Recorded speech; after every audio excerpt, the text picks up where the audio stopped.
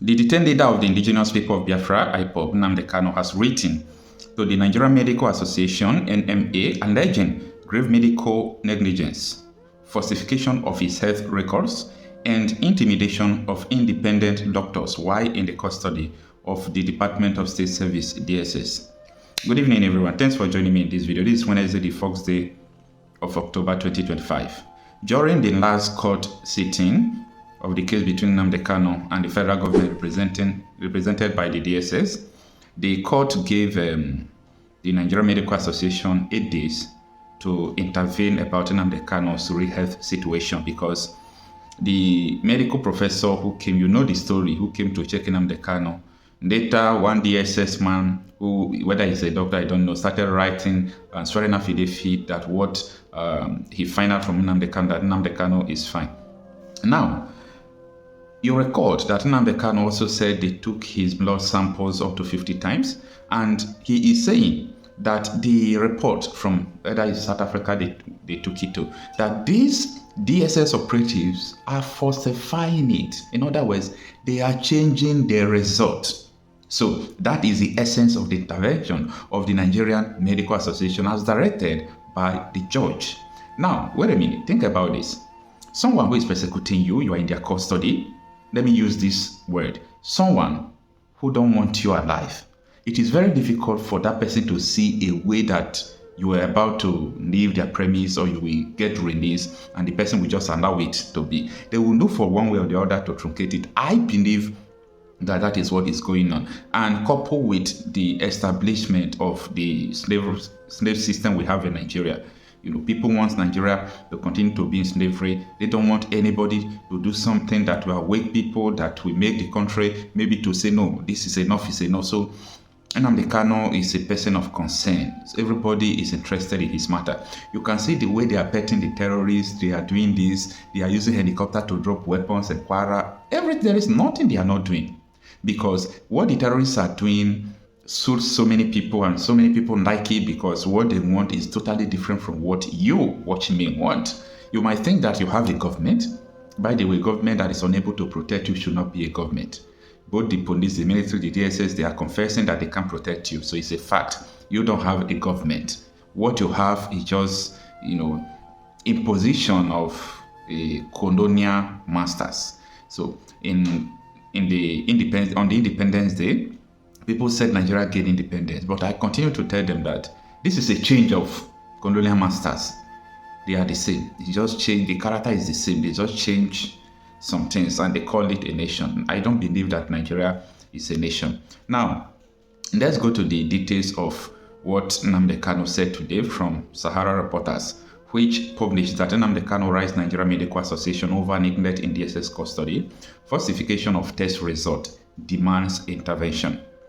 Now, it continues that in a letter dated September 29, 2025, an address to the NMA, that is Nigeria Medical Association, President, at the Association National Secretariat in Abuja, Kanu said his health has deteriorated severally since his abduction in Kenya and subsequent detention in Nigeria. Now, out of the article, anytime Nnamdi Kanu case is being published online, I see people sympathizing with him. I see people who understand his concept, and I also see a lot of people who oppose his concept and said Nnamdi Kanu was not trying, what he was doing was not good, and so on and so forth. But the question is this: do you know that there are now 5 court judgments that have released judgment about Nnamdi Kanu case, and none of them said that he is guilty? We have 3. At the level, 3 high courts, we have 1 appeal court, and we have 1 Supreme Court judgment. 5 judgments. The 3 high courts, they were on his favor. The appeal court, by the way, you understand what transpired when appeal court discharged him, and acquit him from all charges.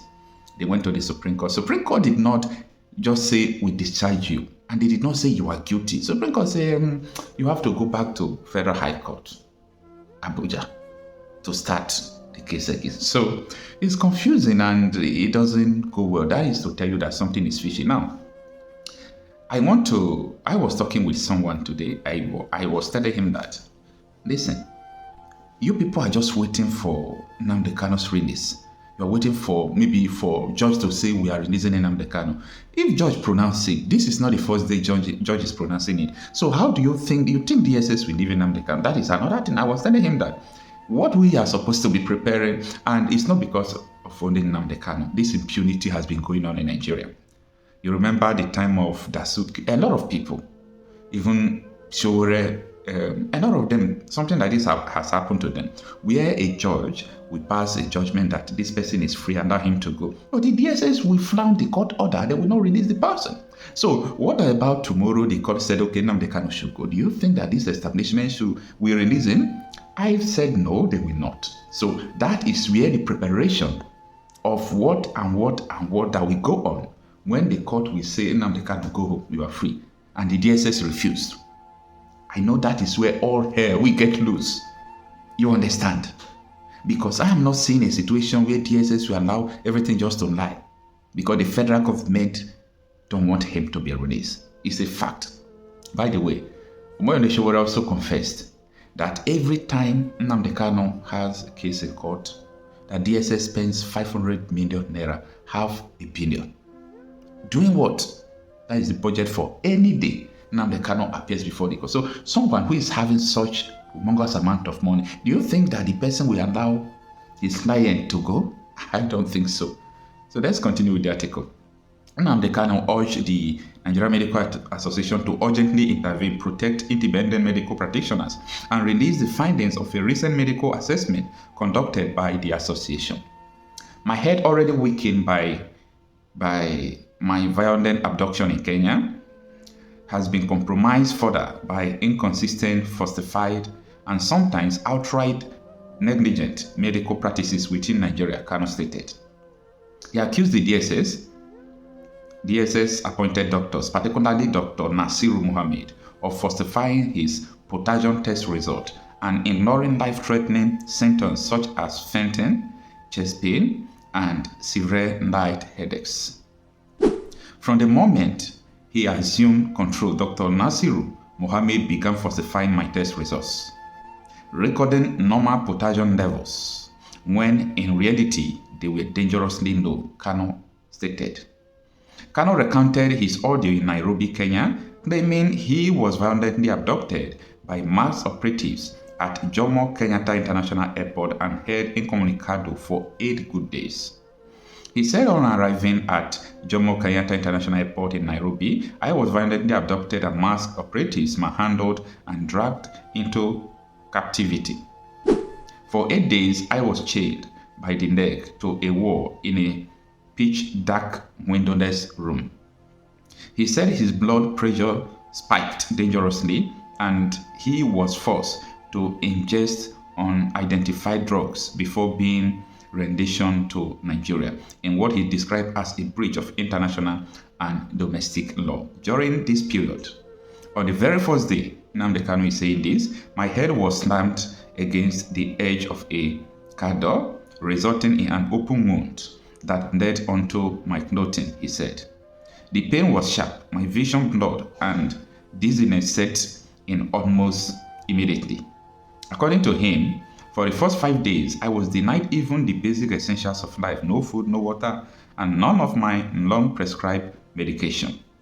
This deprivation nearly suffocated me, producing severe difficulty in breathing and overwhelming weakness. The article continues, but let me stop it here. So what Nnamdi Kanu is saying that the Nigerian Medical Association, those who have shown interest, and according to what Justice James Omotosho said, that they should intervene, by submitting the original test result they said they have to the judge, so that the judge will now allow Kanu to go to hospital. Remember that Justice James Omotosho asked them to submit it before 8 days, and I think the 8 days will elapse on the Friday, if I'm correct. That is next tomorrow. That is the day the 8 days will elapse. So I think from Friday till next week, Kanu should be able to go to the hospital if Nigerian factor did not come into it. From Nnamdi Kanu's letter, it means he stated that he was fainting. So it has gotten to the level that Nnamdi Kanu is fainting in the DSS custody. So that is to show you how severe all this thing is. Thank you for listening. I am Okochapi myself. Let me know what you think about this.